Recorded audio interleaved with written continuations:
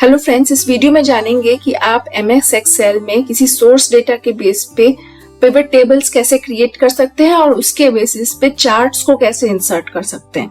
तो चलिए, बहुत ही सिंपल स्टेप्स है, देखते हैं कि कैसे करना है। जैसे कि मेरे पास ये एक शीट ओपन है, यहाँ पे एक सोर्स डेटा है जो काफी लंबा डेटा है। अब इसे अगर एनालाइज करना है या इसके डेटा को विजुअलाइज करना है तो आपको पिवट टेबल और उसके बेसिस पे चार्ट्स क्रिएट करने की जरूरत होगी। तो उसके लिए सबसे पहले आपको क्या करना है, इस पूरे डेटा को सेलेक्ट कर लेना है Ctrl A प्रेस करके। सबसे पहले आपको जाना है इंसर्ट टैब में, और इंसर्ट टैब में ही सबसे पहला ऑप्शन है पिवट टेबल का। इसे सेलेक्ट करना और यहाँ से पहला वाला ऑप्शन सेलेक्ट करना है। यहाँ पे आएगा आपको पिवट टेबल के लिए ये रेंज है जो कि हमने सेलेक्ट कर लिया है, और आपको पिवट टेबल को इंसर्ट करना है न्यू वर्कशीट में और ओके पे क्लिक कर देना है। यहाँ पे ये पिवट टेबल इंसर्ट हो गया है। अब यहाँ पे देखिए जो पिवट टेबल फील्ड्स का कॉलम है, इसमें आप अपनी मर्जी से रोज एंड कॉलम्स को चूज कर सकते हैं और वैल्यूज में कोई न्यूमेरिकल वैल्यू डाल सकते हैं जिसको आपको एनालाइज करना है। अब जैसे वैल्यूज में मैं अमाउंट का कैटेगरी डाल रही हूँ ड्रैग करके, और यहाँ पे मैं रोज में रीजन का वैल्यू डाल रही हूँ। तो यहाँ पे देखिए रीजन आ गया ईस्ट, नॉर्थ, साउथ, वेस्ट, और उसके सामने आ गया सम ऑफ अमाउंट, मतलब कि ईस्ट रीजन में क्या अमाउंट रहा है, नॉर्थ में क्या है, साउथ में क्या है, वेस्ट में क्या है, ये इस टेबल को डिनोट कर रहा है। तो रीजन और सम ऑफ अमाउंट के बेसिस पे ये एक पिवट टेबल क्रिएट हो गया है। इसे एनालाइज किया जा सकता है। अब अगर आपको इसके बेसिस पे एक चार्ट को इंसर्ट करना है तो उसके लिए सबसे पहले आपको टेबल को सेलेक्ट कर लेना होगा Ctrl A प्रेस करके, या फिर आप इसे ड्रैग कर लीजिए सीधा, और उसके बाद आपको जाना है पिवट टेबल एनालाइज के टैब में।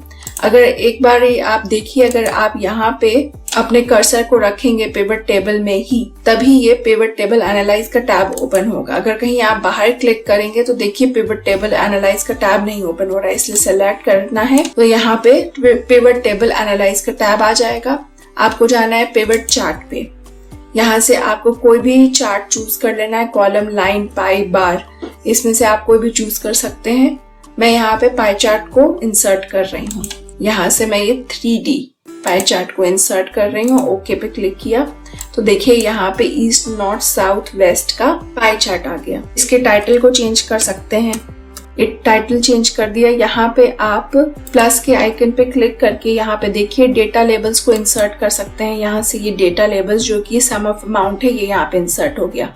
अगर आप इस पे क्लिक करेंगे तो यहाँ से लेबल ऑप्शंस में आपको कैटेगरी नेम को इंसर्ट करना है तो वो भी हो जाएगा। यहाँ से आपको सिर्फ परसेंटेज में इंसर्ट कराना है तो वो भी हो जाएगा। देखिए ये परसेंटेज में डेटा आ गया। इस तरह से आप इंसर्ट कर सकते हैं। इसे आपको अंदर की तरफ मूव करना है तो वो भी आप कर सकते हैं। तो फॉर्मेटिंग आप अपनी मर्जी से कर सकते हैं। यहाँ पे देखिए फॉर्मेट का भी एक टैब आ रहा है। यहाँ पे आप अपनी मर्जी से शेप फिल भी कर सकते हैं। इसके लिए डिफरेंट कलर भी चूज कर सकते हैं। ये सारा आपकी मर्जी होगी। अगर देखिए आपको यहाँ पे पिवट टेबल में सम ऑफ अमाउंट जो ये इस तरह से आ रहा है, न्यूमेरिकल वैल्यू में आ रहा है, हो सकता है ये काफी मुश्किल लगे आपको डेटा एनालाइज करने में। आपको ये जानना है कि टोटल का ये परसेंटेज फॉर्म में कैसे आएगा।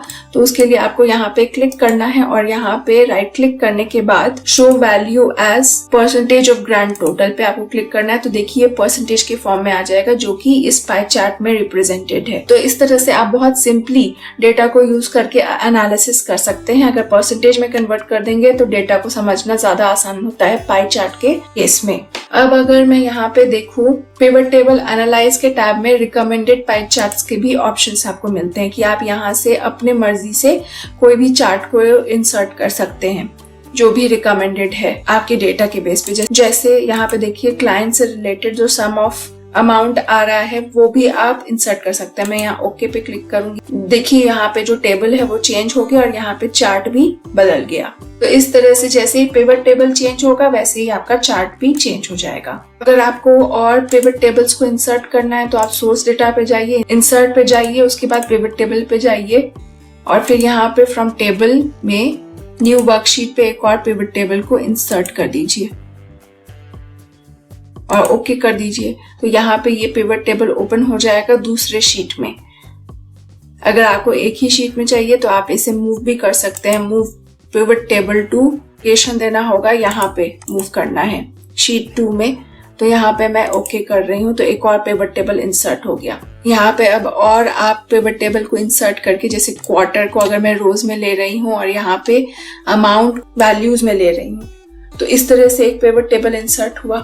यहाँ पे भी आप इसके बेसिस पे चार्ट को इंसर्ट कर सकते हैं। इसे सेलेक्ट कर लिया और पिवट चार्ट पे गए और यहाँ से आप कॉलम चार्ट को इंसर्ट कर सकते हैं। तो देखिए इस पिवट टेबल का ये वाला चार्ट इंसर्ट हो जाएगा। तो इतना आसान है पिवट टेबल्स के बेसिस पे चार्ट्स को इंसर्ट करना। क्वार्टर 1, 2, 3, 4 से रिलेटेड डेटा यहाँ पे था और यहाँ पे चार्ट इंसर्ट कर दिया एक ही क्लिक में।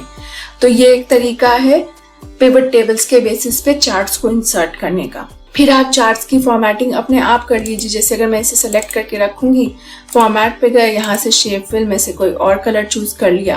आपको कोई और ग्रेडियंट फिल चाहिए तो ग्रेडियंट फिल यहाँ से भी आप चूज कर सकते हैं। ये सब आपकी मर्जी होगी, ये आपकी क्रिएटिविटी पे डिपेंड करता है कि आप क्या चूज कर रहे हैं। ग्रेडियंट फिल में और भी आप चेंजेस क्रिएट कर सकते हैं।